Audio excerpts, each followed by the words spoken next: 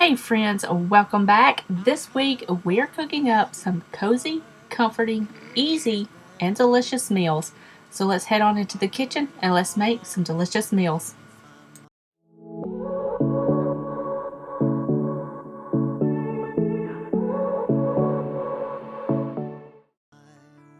Alright, we are starting this week out with making one of my daughter's favorite meals, and that is Indian tacos. We're starting out with making the fry bread. My daughter would just eat the fry bread on its own. She loves it so much. But we're going to start out with that. To my bowl here, I've got some flour. I'm going to add some salt, baking powder, water, and some butter. And then we're just going to mix this together until it forms a dough. And then we're just to set this to the side for about 30 minutes.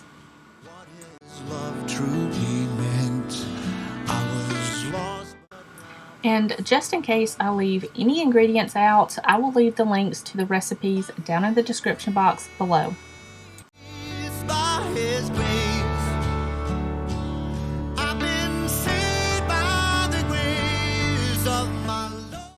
Okay, now that the dough has rested, I just went ahead and separated the dough into 12 equal dough balls, and I've just got them setting to the side. And I'm going to press these out using my tortilla press, but you can roll these out using a rolling pin to about 1/4 of an inch thick.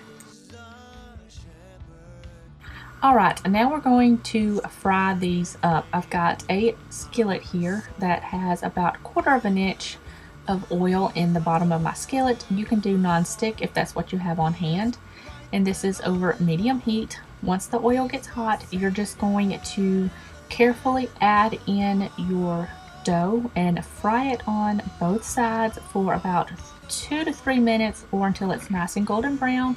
And then just remove it to a plate that's been lined with paper towel to drain and cool.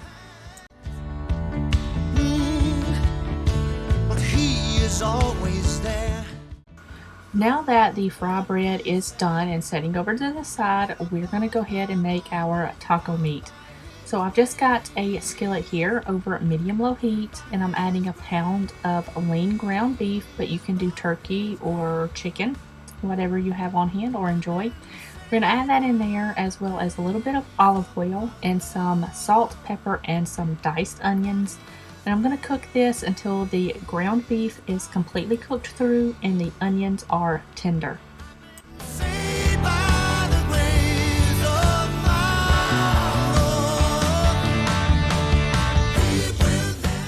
Okay, now that everything is done, we can assemble. Now you can assemble these however you want or however your family likes or enjoys them. Me, I'm just going to add a fry bread down on the bottom, top it with the taco meat, lettuce, tomatoes, salsa, sour cream, and some cheese, and then this is good to go. But like I said, dress it how you and your family enjoy it.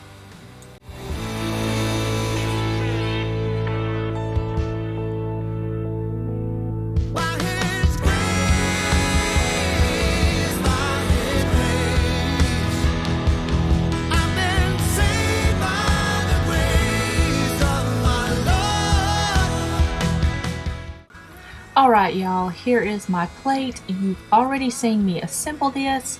However, I went in and added a little bit of hot sauce and the Kinder's Ancho Chili Crisps, and it was absolutely delicious. If you've watched my channel for a while, you know I love spicy food, but if you have not tried the Kinder's Chili Crisps of any flavor, you are missing out. I highly recommend you try those. But this was absolutely delicious. Alright, moving on, we're going to be making some matzo ball soup today. I love matzo ball soup, so I didn't really know what I was going to make for dinner today, and I found this recipe in my recipe book, and I was like, yes, we're having this for dinner today. So I've got a pot of water here. I've got it about halfway full of water. I'm going to add 2 chicken breasts. We're going to bring this to a boil, cook this for about 10 to 15 minutes, and we're going to drain off all of that water and put that chicken on a plate and set it to the side.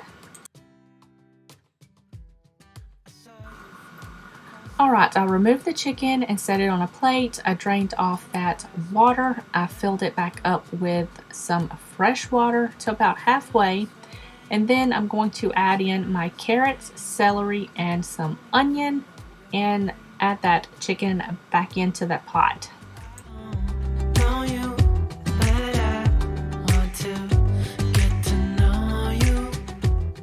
Now I'm going to go in and add all of my spices. I'm going to add in some chicken bouillon powder, a couple of bay leaves, some dried dill, dried parsley, salt and pepper, and then I'm just going to mix this up, make sure it's all well combined in there. I'm going to bring this to a boil. Once it comes to a boil, I'm going to reduce the heat down to a simmer, about medium low to low, and I'm going to let this cook for about an hour. The other side, would you stay another night? Alright, while the chicken and vegetables are simmering away on the stove, we're going to go ahead and make our matzo balls. So to my bowl here, I have some matzo meal. Now, if you can't find matzo meal, you can order it online. I've got a really good recipe on my blog for matzo meal. However, it's not kosher. If you want it kosher, there are plenty of other recipes online that will go into more depth on how to make it kosher. But I've got some matzo meal here in my bowl. I'm going to add some seasonings. I've got dill and parsley. I'm going to add that in there, mix it up really well. I'm going to add some eggs and some oil, mix that around until it forms a dough, and then I'm just going to set that to the side.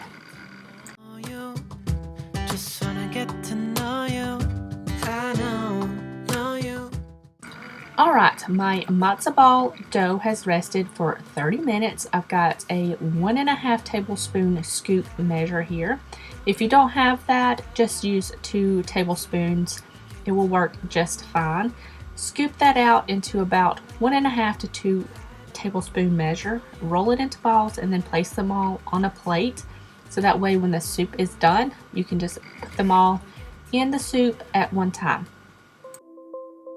Let me tell you this, let me tell you right now, your exquisite kiss still burning, didn't know I missed this passion in life now. Alright, I've got all of the matzo balls rolled out, ready to go. The soup has been cooking for an hour. It is time to take out the chicken. So I'm just going to take the chicken out, place it on a plate, and set it to the side. Then I'm going to go ahead and add in all of my matzo balls, kind of gently stir it around, being careful not to break up those matzo balls. I'm going to bring this back up to a boil, reduce it back down to a simmer, and I'm going to let these matzo balls cook for about 30 to 35 minutes. In the meantime, I'm going to shred up my chicken.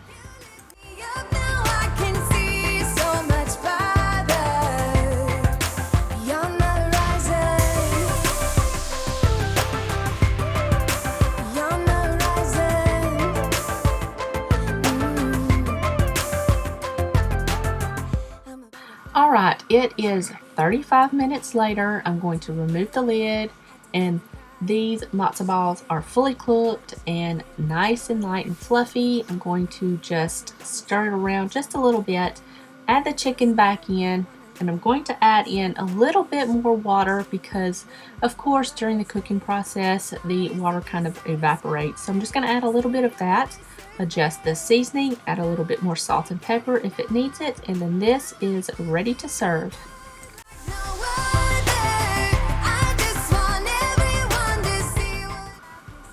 Alright, here is my bowl of matzo ball soup. This is absolutely delicious. If you have not tried matzo ball soup, I highly recommend you try it. It's just a bowl of warm coziness, especially if you are feeling under the weather or if you just need to warm up during a cold day or a kind of a brisk fall evening. It's perfect for dinner. Next up is my honey ginger salmon rice bowls. These are so easy and they are so filling and delicious. So to begin, I've just got some rice cooking in the Instant Pot. I just rinse my rice off until the water runs clear, put it in my Instant Pot, put equal amounts of water in there, put the lid on, set it to seal, hit the rice function, and let the Instant Pot do its job. Then we're going to move on to our vegetables. I've got some carrots and some broccoli here that I'm going to add a little bit of olive oil, and I'm going to season with some salt and pepper and mix those around. And I'm going to put these in a 425-degree oven for about 20 minutes.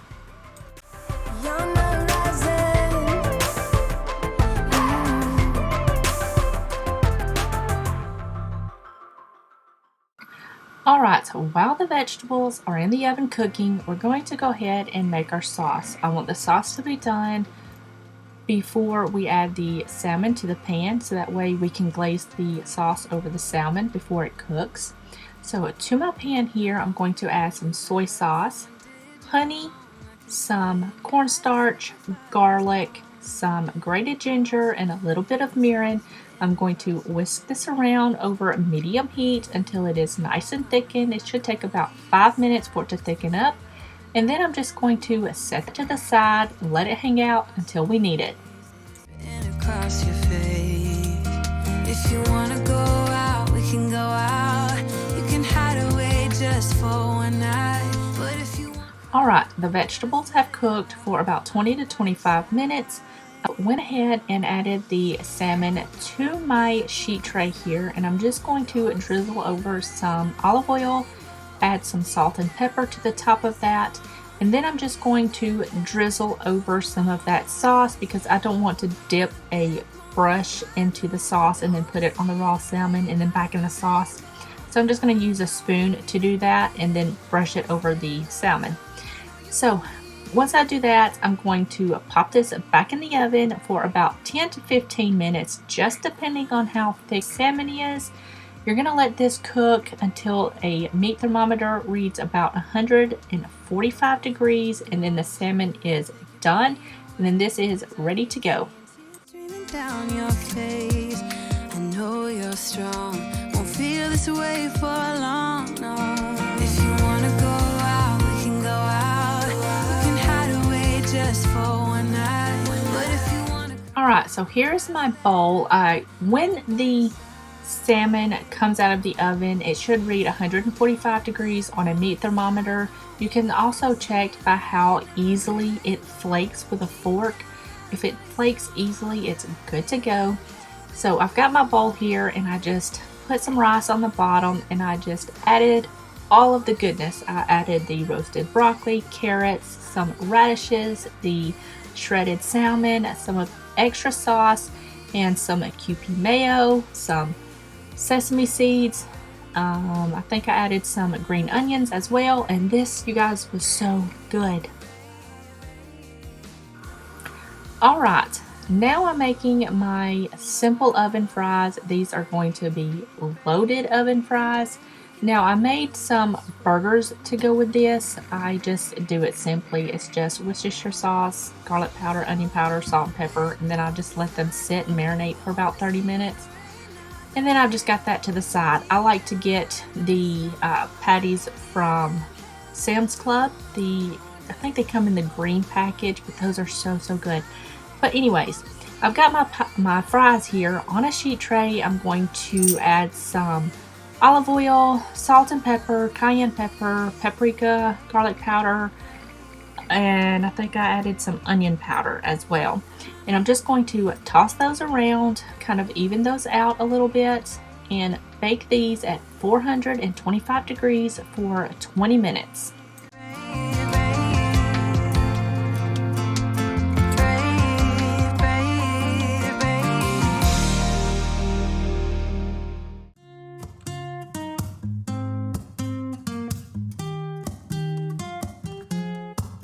I'm out of reasons, I'm out of rhyme, but I'll only tell you that I'm out of time. Alright, after 20 minutes, you're going to remove the home fries from the oven, flip them over, put them back in the oven for another 20 to 25 minutes, just until they are golden brown and cooked completely through. On a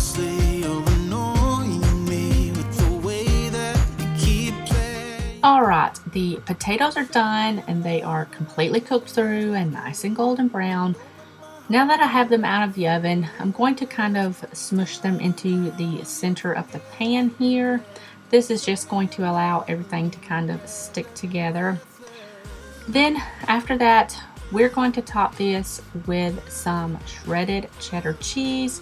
I'm using the white cheddar cheese, but you can have, use whatever you have on hand. I'm going to add that on there. I'm going to add on some diced onion as well as some diced bell pepper and some cooked bacon. Now I cooked the bacon while the potatoes were doing their second cook in the oven, just so I can have that ready when they come out of the oven to top it on there. So I'm just going to add that on there, put this back in the oven for another 10 to 12 minutes just to melt that cheese. Alright, this is what these delicious fries look like right when I pull them out of the oven. So I'm just going to let this sit here and kind of cool down just a little bit because that cheese is really, really hot while I get everything else situated. Alright, here is my plate. Like I said, I made some burgers to go with this. This is just a simple, easy cheeseburger. Just bun, meat, cheese. Very, very simple. Then I have my home fries here. I just topped it with some radish, some sour cream, and some hot sauce. Very, very delicious. But that is going to wrap up this week's video. I hope you guys enjoyed it. If you did, give it a thumbs up. Don't forget to leave me a comment in the comment section down below. Hit that subscribe button if you haven't already. And I will see you guys in the next one. Bye, guys.